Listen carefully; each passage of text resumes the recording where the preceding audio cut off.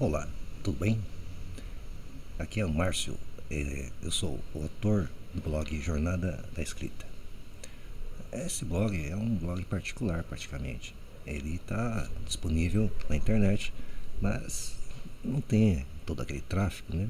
Que não é na verdade, um projeto, né? De viver da internet como youtuber.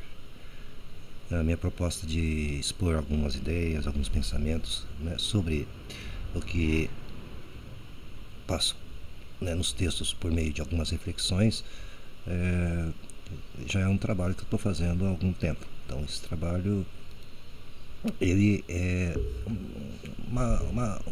é quase que um hobby meu, né? Mas eu acredito que, como eu já tive alguns feedbacks, né, sobre a questão dos textos e dos temas que eu abordo, então eu acho que a forma em vídeo é uma forma um pouco mais humanizada de passar os textos. Apenas lembrando que esses textos são meus. Tá? Eu utilizo os recursos digitais para produzir vídeo, fazer imagens, né? Mas eu faço questão de passar os meus textos até nos detectores de plágio, né? Porque apesar da gente não estar inventando a roda, né, a gente está sempre abordando algum assunto que muitas pessoas já abordaram, inclusive tem especialistas nisso.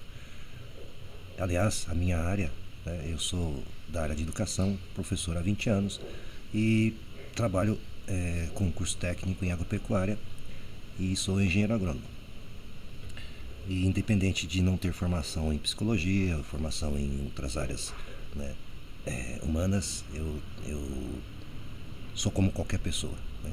Tenho meus pensamentos e tendo em vista a nossa vida corrida, tendo em vista esta situação que nós estamos vivendo em relação à qualidade, né, de formação, né, das pessoas e falta de tempo, né, para refletir, esse espaço é um espaço voltado para isso. Né? Para quem tem um tema parecido na cabeça e está pensando sobre isso, talvez os textos ajudem a formular alguma ideia e, de qualquer forma, eu acho que um pouco de otimismo, esperança, sinceridade, eu acho que não faz mal nos dias de hoje. Então, esta é a proposta, né, de eu estar passando os textos. Então, tem a opção do próprio blog para fazer as leituras. Nós temos alguns audiotextos publicados e este é o segundo vídeo que eu estou colocando de forma falada, onde eu aproveito também para fazer alguns comentários a respeito do tema, a respeito do assunto. Né? Então, talvez alguém, né, relembre alguma situação onde passou raiva, houve uma demonstração de raiva e também deve ter observado até radicalismos, né, que a gente chama hoje de polarização, né, que é uma ideia arraigada muito fortemente e muitas vezes é um fenômeno de bolhas, né, um fenômeno que são grupos, né, que defendem uma determinada ideia e infelizmente acaba trazendo alguns radicalismos. Então, o nosso texto hoje vai trabalhar exatamente sobre este tema. O tema está intitulado como Sinais dos Tempos, o resgate da consciência em um mundo de radicalismos. Então, vamos começar esta reflexão. É uma reflexão sobre a raiva, o ódio, a busca pela paz interior em meio às bolhas sociais e desafios da vida moderna. Tendência ao radicalismo. A raiva, como um sentimento, é algo natural que leva as pessoas a reagirem de forma emocional e é um sinalizador poderoso de alerta para nós e para os outros. A raiva pode se dar nos momentos em que explodem reações instintivas por meio de atitudes desmedidas, tanto em nível físico como verbal. Mas, embora a raiva possa ser um mecanismo de alerta e defesa que nasce dentro de nós, é importante considerar que a raiva pode evoluir para o ódio, e isso é um problema mais sério quando atinge uma coletividade. O ódio pode combinar-se com a irracionalidade, gerando uma desestabilização perigosa que se associa a sentimentos ruins, como vingança, violência, impaciência e intolerância. Entretanto, não podemos negar que os radicalismos nascem de escolhas irracionais, nem sempre conscientes. Quem nunca observou uma briga de trânsito e por motivos muitas vezes fúteis, né? Uma intolerância, uma impaciência, né? Será que as pessoas não estão vivendo em bolhas radicalistas? Será que essa irracionalidade é própria delas? Ou elas estão seguindo apenas um padrão sem pensar muito? Então a gente precisa estar refletindo sobre como reagimos nos momentos em que a raiva, como um sentimento natural, uma reação instintiva, ela pode se transformar em algo mais habitual, mas que com outras intenções, talvez não de alerta, né? Ou uma atitude instintiva, uma reação, né? Natural. Então, nesses momentos, nós passamos a fazer uma análise mais aprofundada. E talvez a falta de tempo para refletir é o que faz, né, com que as pessoas se entreguem, né, ao radicalismo e muitas vezes cometam algum tipo de ação um pouco mais desproporcional. Prosseguindo, agrupamentos de segurança. Por qual motivo vivemos tanta insegurança? Estamos cada vez mais confinados em agrupamentos sociais de convivência. Viver em bolhas de segurança nem sempre nos livra das contradições, especialmente quando os grandes agrupamentos, em disputa entre si, nos envolvem com regras e condutas padrão, como forma de garantir a proteção de seus interesses e perpetuar o pensamento desse agrupamento dominante, ou o que muitos chamam de paradigma hegemônico. A aceleração e a corrida diária nos tornam mais pragmáticos do que gostamos de admitir. Isso tem a ver com a simplificação do pensamento crítico sobre a realidade. Embora isso seja prático, impede uma perspectiva mais reflexiva que inclui nossa natureza e essência humana, que nos sinaliza as contradições da vida, mas que ficam para uma análise posterior. Infelizmente, o mais comum é que esta análise sempre fique para depois, pois sempre nos falta tempo. Boa parte de nós cria um contexto, uma narrativa regida por uma lógica de competição e disputa permanente por espaço e recursos. Isso nos obriga a vivenciar o dilema viver ou sobreviver. Bom, esse trecho significa que nós, por uma questão de proteção, de segurança, acabamos criando redomas de segurança, que eu chamo de bolhas, né? Onde são, na verdade, os agrupamentos. Nós vivemos em associações, nós vivemos em espaços confinados, onde normalmente predomina algum tipo de pensamento. E normalmente nós estamos, na verdade, sendo influenciados, né? Não propriamente, talvez, a nossa própria bolha de convivência, nosso agrupamento social, mas essa própria bolha está dentro, né, de uma disputa das bolhas maiores. Para traduzir isso, e quando eu cito paradigma hegemônico, eu estou dizendo, por exemplo, em relação às ideologias e às formas predominantes de pensamento que acabam se transformando na nossa fonte de crenças, na nossa fonte de valores, né? Vou dar um exemplo bem claro, por exemplo, o pensamento neoliberal, né, e o pensamento progressista. São duas formas de pensamento humano. A nossa mente humana criou essas linhas de raciocínio, né, e não impede que você transite de uma para outra.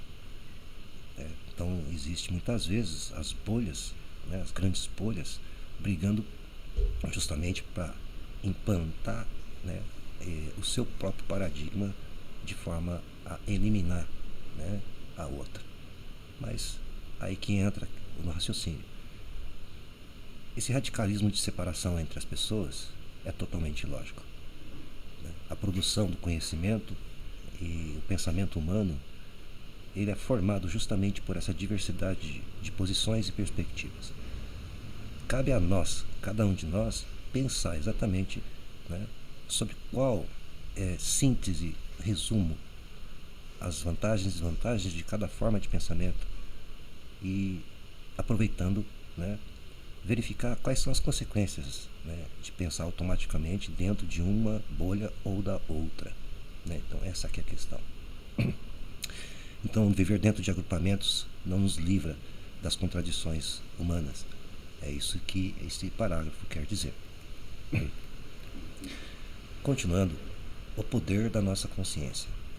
Neste contexto, a consciência humana jamais silencia em nossos corações, e para quem dá oportunidade para si, sempre encontra um caminho que endossa o poder de Deus, mais apropriado para sermos quem Ele espera que nos tornemos. Não nos é dado saber como, mas este caminho determina aquilo que cada um de nós precisa viver nesta vida. Por isso, precisamos nos questionar: como reagimos ou somos condicionados a agir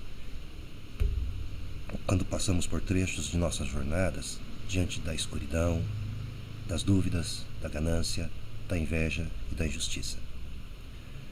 Todo mundo erra e cede à raiva em muitos momentos da vida, mas as pessoas de boa fé não optam pelo ódio e pela maldade. Aqueles que vivem pelo ódio não se contentam quando outras pessoas não comunem com seus pontos de vista, de forma a reforçar as causas do próprio ódio. O ódio está relacionado ao egoísmo, à falta de empatia, à dependência da aprovação, à fraqueza diante das pressões externas e às inconformidades com a vida. Quem escolhe o mal não é uma vítima. Escolhe porque quer. Então, quando se trata de radicalismos, não podemos ser pragmáticos, mas necessitamos agir com consciência e muita reflexão.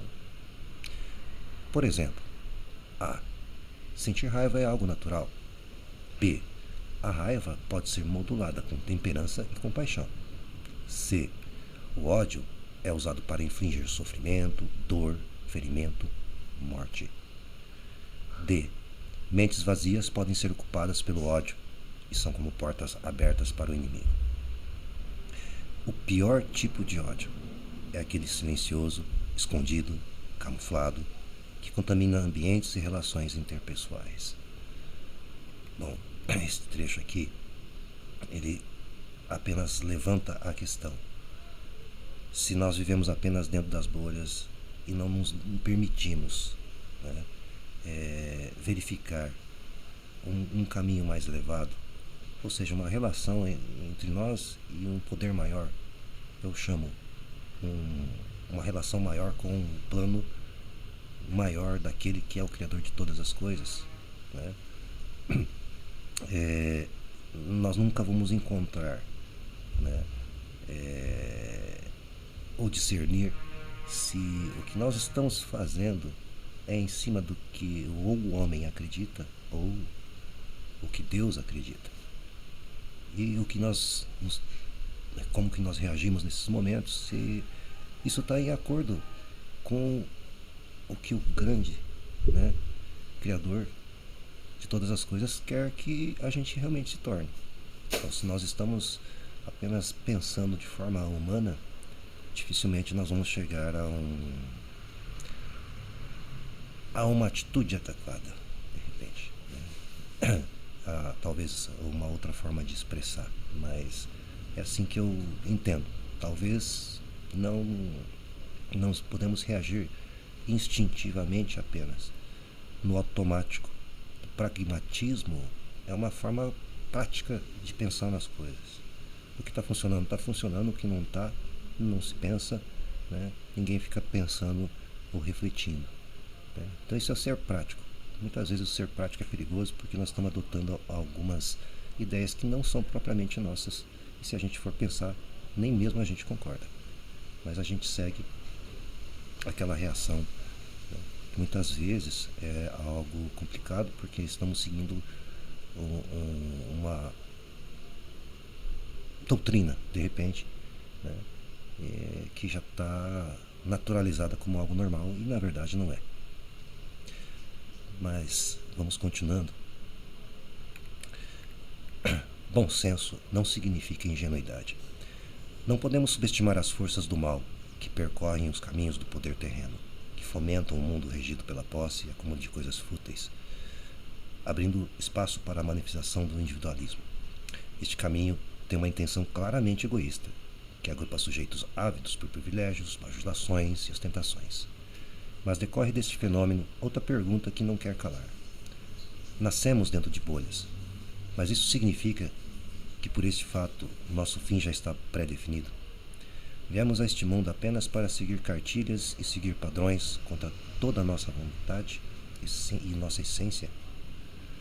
As pessoas de bom senso conseguem acreditar que o nosso próximo não é o nosso maior inimigo. E isso é o que precisamos discernir nos momentos da raiva. Da mesma maneira, não precisamos eliminar as pessoas más, mas prezar pelo amor e pela paz e o bem-estar entre as pessoas. Deus Pai é tão grandioso que nos concede o dom da compaixão, do arrependimento, da renovação. A luta pelo bem já está vencida, pois Ele é o verdadeiro amor e perdão. Não ser ingênuo e agir com sabedoria significa podermos nos afastar de pessoas que vivem pelo ódio, dar apoio a quem é agredido pelo ódio, conhecer pessoas do bem, cultivar o senso de coletividade e priorizar nossa essência junto à natureza. Nós temos o poder para expulsar o ódio de nossas mentes. E talvez seja este o melhor caminho para a nossa paz interior. Portanto, é passado o tempo para refletirmos sobre o discurso da separação entre os seres humanos, pois as grandes bolhas já estão no limite da irracionalidade. Este é o sinal dos tempos para uma transformação mais à altura, com um grande plano traçado pelo verdadeiro autor da vida, desde que tenhamos consciência disto. Portanto, o que eu, finalizando então esta reflexão, o que nós precisamos estar sempre pensando, em relação a ter bom senso, é uma capacidade de discernimento. Uma vez um pastor falou, eu perguntei para ele o seguinte: para a gente se defender do mal, a gente precisa conhecer o mal? Ele disse, sim. Na verdade, seria uma estratégia, Quais são as armas do inimigo? Como ele coopta as pessoas? E como que a gente muitas vezes, sem pensar, acaba caindo em certas armadilhas? O pior de tudo, acaba defendendo isso. Por exemplo, estávamos falando das bolhas, das linhas de pensamento que em disputa, na história da humanidade. Quando a gente fala, por exemplo, do pensamento liberal, nós observamos que existe uma clara intenção, de manter um sistema cuja principal característica está relacionada a uma associação entre posse e poder. E não é um sistema aberto para todos. Nós sabemos que existem diferenças e desigualdades. Nós sabemos que ele muitas vezes não é justo. Mas em cima disso se cria toda uma retórica, e eu costumo chamar isso de radicalismos. Ou seja, quem adota um pensamento ou outro acaba se tornando inimigo. Mas em um pensamento irracional. Todas as pessoas deveriam estar pensando em construir uma forma alternativa que conjugasse as coisas boas dos dois lados. Mas não. A intenção é separar. Por quê? Existem interesses em manter um sistema ou outro. E nós já nascemos dentro dessas bolhas. Quando que a gente adquire então capacidade para discernir qual é o ideal? O ideal é aquilo que o Criador quer de nós. Esse é o ideal. Então, a irracionalidade, ela se aproveita também da ignorância. A ignorância não no sentido pejorativo, mas a falta de conhecimento e de saber. Mesmo sem saber, existe uma outra coisa chamada sabedoria, que todos nós temos acesso. Então, se a gente for pensar neste tema, talvez seja um pouco pesado, mas serve para a gente ter uma visão crítica, a respeito da nossa realidade, que pode não ser a verdadeira e nem a melhor. Qual seria a melhor? Aquela que podemos tirar de nossas mentes, dos nossos pensamentos, desde que eles estejam conduzidos por esta sabedoria. Então, independente, eu não estou falando aqui de igreja, nem de religião. Eu estou falando aqui de fé em algo maior, em uma força superior. Alguns chamam de Deus. Muitas vezes eu cito o Criador de todas as coisas, o Criador do Universo. Seja o nome qual for, não importa. Se a gente acredita que existe essa força maior, que é a origem, ou seja, que nos possibilitou estar aqui, isso tem uma finalidade e um propósito. E com certeza não é ficar dentro dessas bolhas, repetindo apenas o que as bolhas têm, como doutrina. Então seria isto a mensagem do texto. Então, espero que possa ter contribuído para a reflexão e que nós possamos então ter mais uma oportunidade para passar um novo texto para vocês em breve. Já agradeço então pela atenção e vamos finalizando então este vídeo. Então, tudo de bom, fiquem em paz.